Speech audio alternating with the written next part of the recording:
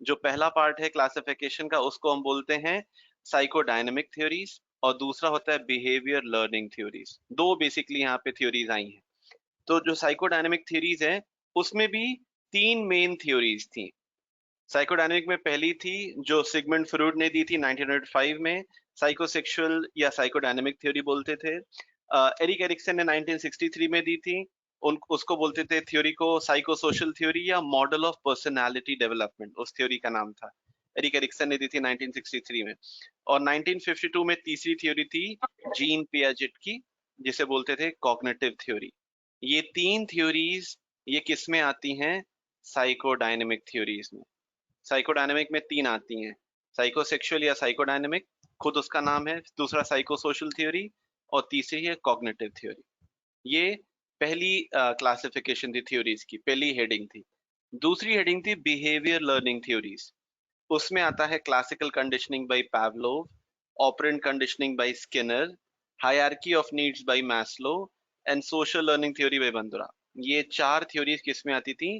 Behavioural learning theories में। ठीक है, इसमें अगर हम एक एक करके देखें तो सबसे पहले बात होती है किसकी? साइकोसेक्सुअल या साइकोडायनेमिक थ्योरी जो सिगमंड फ्रॉइड ने दी थी 1905 में।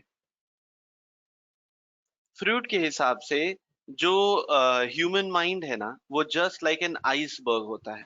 आइसबर्ग में हमें पता है कि जो आपको वाटर के ऊपर दिख रहा है जितना एरिया, उससे कहीं ज्यादा वाटर के नीचे होता है। आई मीन जितना हिस्सा आइसबर्ग का पानी के लेवल के ऊपर दिखता है, उसका कहीं ज्यादा हिस्सा वो पानी के नीचे होता है।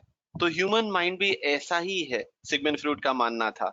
मतलब वो ये कहते थे कि जितना जो ह्यूमन माइंड है, अगर हम आइसबर्ग मॉडल को कंपेयर करके चलें तो ह्यूमन माइंड में तीन लेवल होते हैं। एक होता है कॉन्शियस लेवल, एक होता है प्री कॉन्शियस लेवल, एक होता है अनकॉन्शियस लेवल।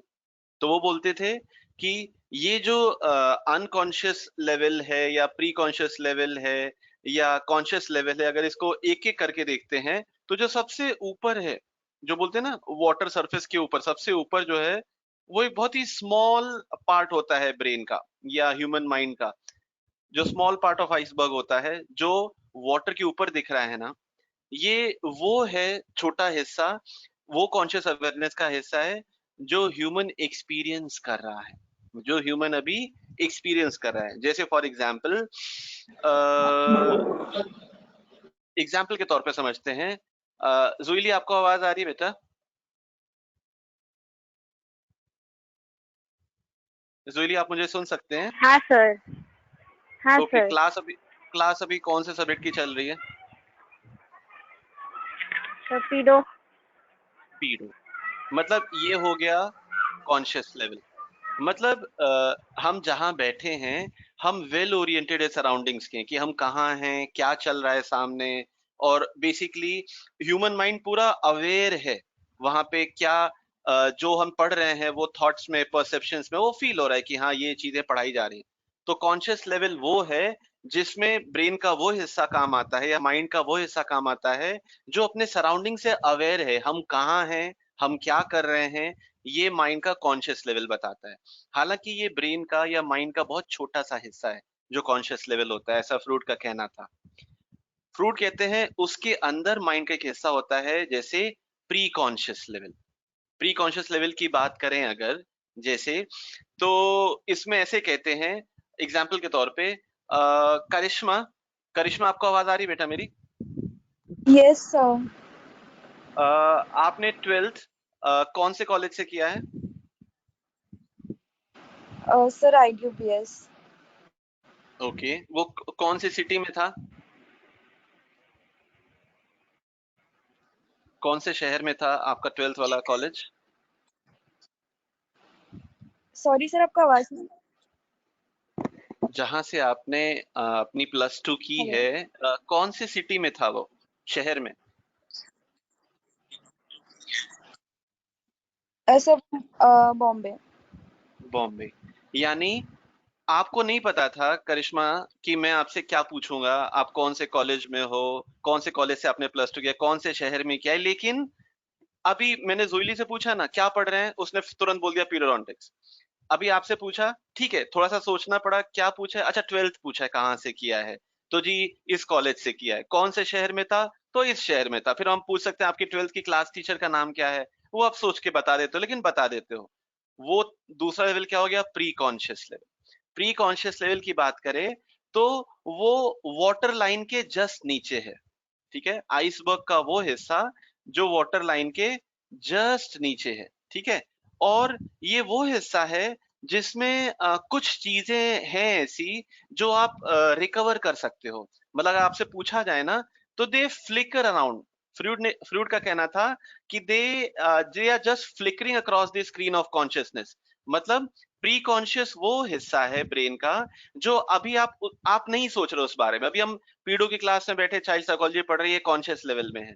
प्री कॉन्शियस में क्या है, वो चीजें जो हम, वो मोमेंट्स जो हम जी चुके हैं, we have lived those moments, but अभी करेंटली आप उनके बारे में नहीं सोच रहे। हाँ, आपसे कोई पूछे ना, तो आप रिकॉल करके बता सकते हो, अरे ये वहां था और ये चीज ये पूछी गई। ये था प्री कॉन्शियस लेवल। लेकिन इसमें जो सबसे बड़ा हिस्सा होता है ह्यूमन माइंड का, साइकोलॉजिकल एस्पेक्ट पे, वो होता है अनकॉन्शियस पार्ट। ठीक है, ये अनकॉन्शियस पार्ट, ये माइंड का वो सबसे बड़ा हिस्सा होता है जो इंडिविजुअल से हिडन होता है। जो ऐसे मान के चले कि हम चाह के भी उसको रिकवर नहीं कर सकते। जैसे फॉर एग्जाम्पल, भाविन भाविन आपको आवाज आ रही है मेरी?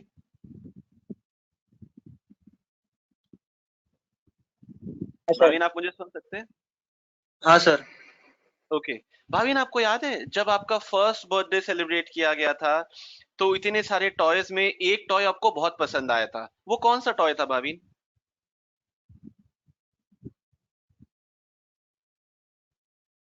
याद नहीं सर। नहीं याद ना?